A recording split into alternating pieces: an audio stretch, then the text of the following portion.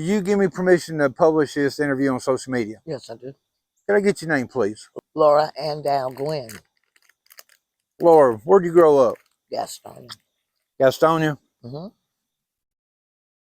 Were you loved as a child? Yes, of course. Tell me about your mom and daddy. Carpenter and a supervisor over housekeeping and a quiller for over 35 years. They're both deceased. You got brothers and sisters? Yes.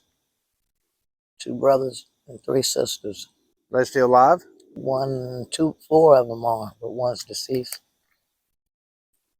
What's your favorite childhood memory? My favorite childhood memory is growing up in the country, going to revivals and gardens, being outside, being free to play as a child. You know, that's my greatest childhood memories. And how the country was one thing then, playing ball and everything in the woods, running through the woods, being just free as a child.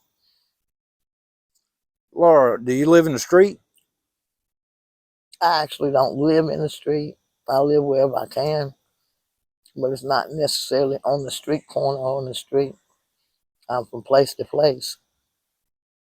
But you can consider it as being in the street. How long have you been in the street? Over 10 years. What were the circumstances that led up to you being in the street? Death. A death? Yeah, several. Can you explain that? My mother died. Then my husband died, got killed. I've been in the street since then. How'd your husband die? Got killed by a U-Haul. Wrongful death, innocent death. I ran over by U-Haul. U-Haul went out, was knocked out of gear, and it ran over him, killing him instantly. Laura, you dealing with addiction? No.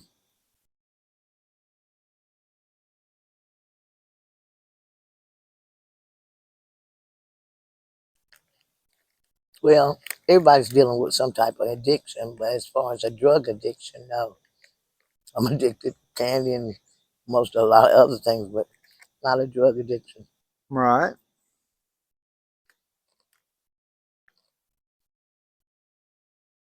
Is it rough living out here in the street? It's very rough at times. Is it dangerous? Oh, yes, it's very dangerous. Tell me about that. There's people out here that rob you, some rape you, just whatever neighborhood you're in. Where you're around, some people that think that's the right thing to do. You know, guys think they're supposed to be pushovers on women. And I don't appreciate that because they do rape women out here. And then some of the women are willing, and some of them are set out here to be like big thugs, you know, supposed to be bullies and stuff. And they using their power as a bully to push over and get what they want from people. It's a lot of different things that go on out here that's not supposed to go on, but they do it. Some of them get by with it and some of them don't. And it's the people that, and some of them are not even from the street. They come out on the street when they know stuff is out here. You know, people in nice homes, they come out here and destroy the streets versus than people on the streets. I don't know the difference between poor and rich, so just because it's a bigger house or smaller house. I think a lot of us are deprived of things because who we are and what we stand for. If you don't believe in anything, you ain't gonna get anything. And I'm a firm believer in God. It's gonna be trouble everywhere you go. And if you're a troubled person or you cause trouble, then the trouble gonna follow you. See, I'm a peacemaker. I'm not about all that stuff. I go by myself if I have to go. I don't too much deal with a lot of people. But so I can't speak. I can only speak for myself. But I have addressed. And it's been stealing and and just, just treated brutally when it come to that. And I woke up and didn't have shoes on my feet, where they have taken shoes off my feet. But it's rough out here. It is rough, especially for the older ones. I'm an old one. I'm not a young one. I'm old. And a lot of people don't understand that the rougher it is for old people. And the young people, they can go. They can get on a bicycle and zoom, zoom. They from here to South Carolina and back. But I can't move that quick. How old are you? 60. And like everybody, we live in a time where it's a lack in a lot of things. And I don't expect a handout from nobody. I've always been a go-getter. But when you can't go get anything, nothing's after to get, then, and it's hard for us to get jobs. It's hard for us to get this because we're already labeled by society. When I walk down the street, I'm criticized because I'm walking. But that doesn't bother me because I'd rather walk than crawl. But some of us aren't grateful.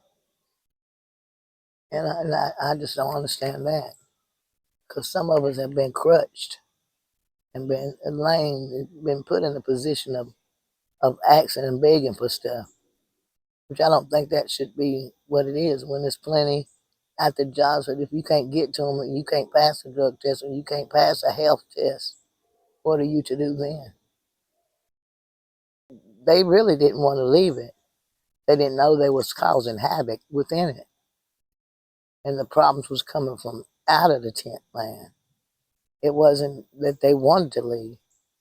I know for a fact that now they hate whatever happened, because they do know that this was a place of safety and a place of rescue for them. And I know they hate it. I know they hate going into tents and living in. I know they do. I know they miss it. Because, see, they have everything they needed right here. And then they had family right here. Now they scattered all about. And it ain't basically like they scattered and put in houses or anything. They're scattered from one neighborhood to another neighborhood. So, in other words, the problems that were here, they taken into different neighborhoods now. Yep. At least it was all under one roof. And you can basically pinpoint out who was doing this and who was doing that. Now, when you got them all everywhere, you don't know what's going to be done. And it really hasn't done nothing for them, but it has put probably a scare on the neighborhoods because they're terrorizing the neighborhoods. They trashing up the neighborhoods. But it's just us not being grateful and appreciative of the things that we have gotten or people have given us. And I'm like, wow, look at all this. And then I can't even go in and get a pair of shoes or go in and get a clothing because they're strung all in the dishes and holes. There's no more to give out. If I go up now and say I need a size shoe at Salvation Army, I can't get it because you know why? The number one Salvation Army is closed down. What's your greatest fear?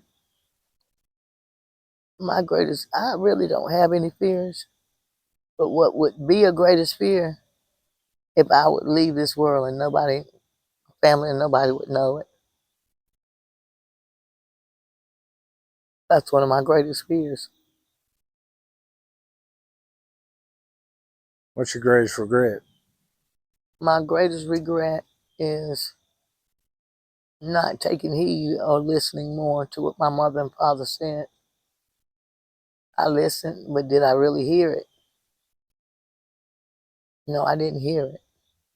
That's one of my greatest regrets, was not hearing really what my parents said. I heard it, but I didn't hear it. A well of water and not missing until the well goes dry. And you never know what you missed until it goes dry. You go back to the well to get a cup of water and you can't get it because the well is dry. And that's how it is. It's years since my parents has died. And I go back and I hear things that they said to me. And lo and behold, it's true.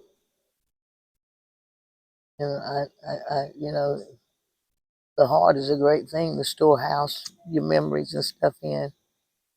But you know, you'll never get over. You know, everything that my parents taught me, I remember one by one, and they taught me right.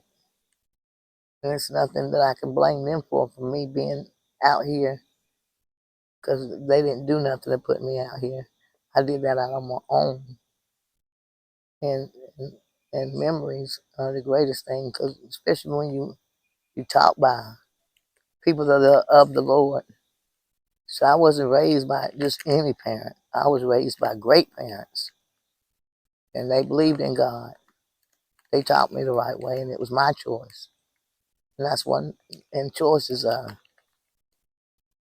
makes a big difference. It makes a big difference in how we live, and I think the city has done great. I can't fault them one bit. I can't fault nobody one bit but myself. And if I can't get up, I can't get up. If you put you down, you put you down. But my thing is, when you've been misidentified and you've been stolen from, then it's hard to get back what you've been stolen. For those that are in the street or those that are fixing to come into the street, what would be your advice to them? My advice is to get to a church. Find a church family. Find a covering that you know that gonna keep you in prayer. Prayer is the key, and only your faith unlocks the door. I'm sure of that. And whatever you do, don't follow after no man. Follow after Christ. That's my advice. Follow after Christ. Follow after God. Don't follow man. Young lady, I appreciate this interview. Thank you.